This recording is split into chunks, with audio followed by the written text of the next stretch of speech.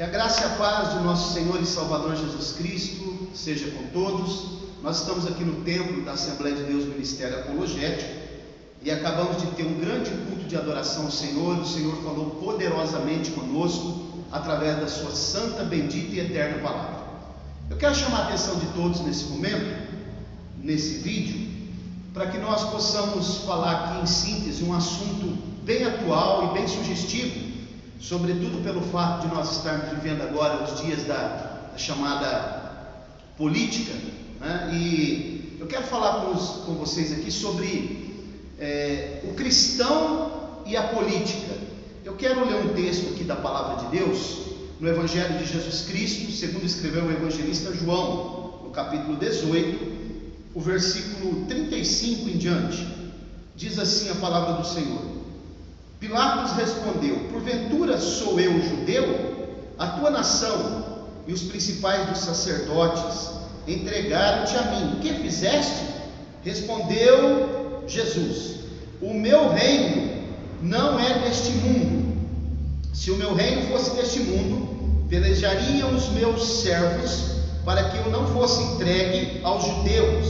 Mas agora o meu reino não é daqui.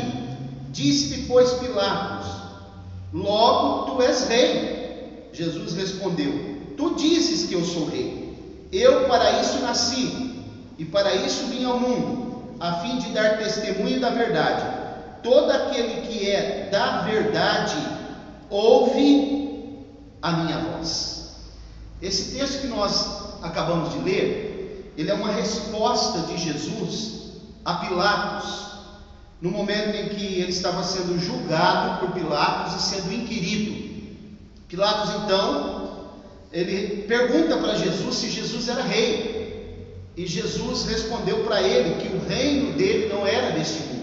Ou seja, Jesus estava falando de um reino espiritual, não um reino secular. Então Pilatos vai novamente asseverar no versículo 37, dizendo: então você é rei? Perguntando para ele. E Jesus respondeu: tu dizes que eu sou rei. Jesus estava então respondendo: na verdade quem está dizendo que eu sou rei é você, não eu. E Jesus disse: eu não vim para trabalhar, atuar em um reino terreno aqui, por enquanto, porque quando ele estiver estabelecido o seu reino milenar, no milênio, então ele governará sobre a terra, de extremidade a extremidade. Jesus disse: eu nasci e vim ao mundo a fim de dar testemunho da verdade. E aí, algo muito sério que ele vai enfatizar: todo aquele que é da verdade ouve a minha voz. Utilizando esse texto aqui como embasamento e mostrando que aqueles que são filhos de Deus, aqueles que fazem a vontade de Deus, que são servos genuínos de Jesus, eles estão atuando ou atuantes para falar sobre um reino espiritual e não um reino terreno. Então eu quero falar um pouquinho aqui, ainda que em síntese, sobre o cristão e a política, sobretudo questões que envolvem a liderança evangélica brasileira. Eu quero usar um termo aqui que foi utilizado pelo pastor Altair Germano, que é um grande ensinador, que ele usou um termo: a areia movediça da política secular. E por que eu estou trazendo essa questão? Porque nós estamos vivendo agora dias de campanha política, onde muitos que se dizem ser cristãos estão envolvidos, emaranhados, embaraçados, e estão até no pescoço envolvidos com a secularização da política, a areia movediça dessa política secular. E quero dizer para você que me ouve agora e me assiste através desse vídeo: o envolvimento direto de crentes, entre aspas, e sobretudo de pastores e outros líderes, pessoas que têm cargo na igreja, pessoas que têm ministério, na política secular, né? Com a política secular, e atividade que está marcada, principalmente no Brasil, pela corrupção, pela trapaça, pela traição e outros males, é como cair em uma areia movediça. Ou seja, quanto mais ativismo, quanto mais eu me envolvo na política, quanto mais eu me envolvo, né, em toda essa parafernália que envolve a política, mais eu me afundo.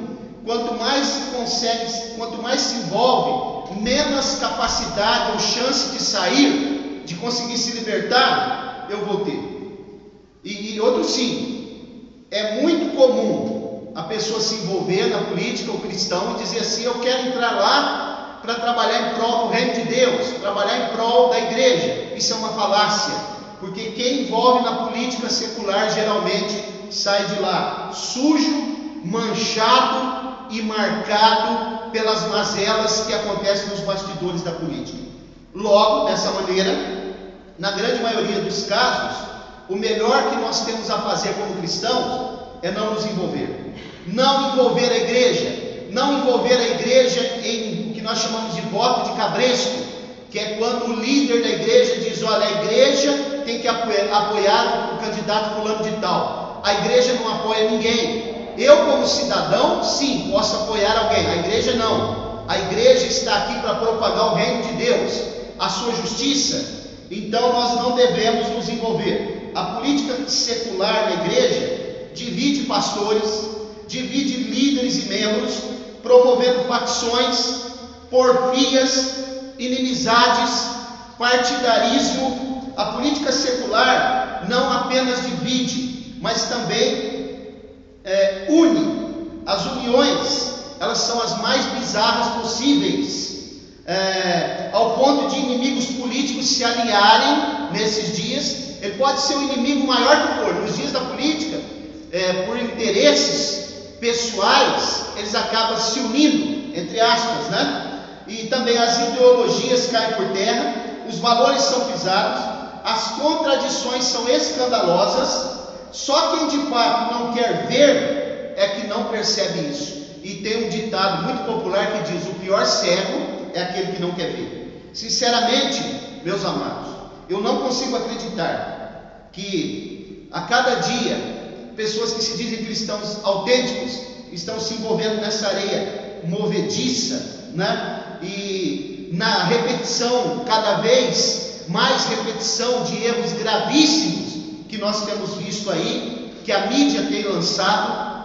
E sobretudo quando envolve o cristão, a mídia faz questão de rapidamente propagar e divulgar a notícia para que o cristão seja maculado com as mazelas da política. Então, mediante tudo isso, levando em conta o texto que nós lemos, que o reino de Jesus não é desse mundo, nós não fomos chamados para propagar o reinado dos homens, mas sim o reino de Deus. Nobres cristãos, pastores amigos, em nome de Jesus, façam o que o Senhor da igreja vos chamou para fazer. Cuidem do rebanho e não se envolvam com aquilo que não edifica. Cuidado com a areia movediça da política secular. Deus abençoe a todos e até uma próxima. Amém.